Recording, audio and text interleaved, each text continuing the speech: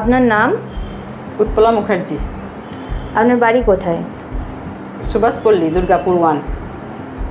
আপনার কি কি সমস্যা ছিল? আমি হাঁটতে পারতাম না ভালো করে, পায়ে প্রচুর ব্যথা ছিল, বেঁকে হাঁটতাম, ডান হাঁটুটা পুরো বেঁকে গেছিলো।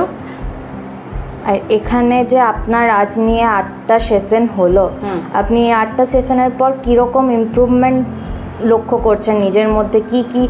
কি সমাধান আপনি পেয়েছেন? অনেকটাই পেয়েছি।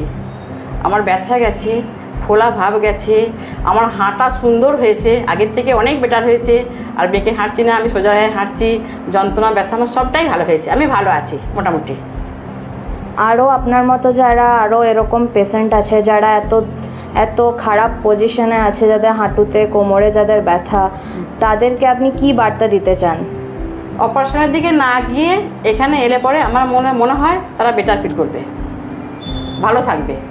Thank you. আমি ভালো আছি।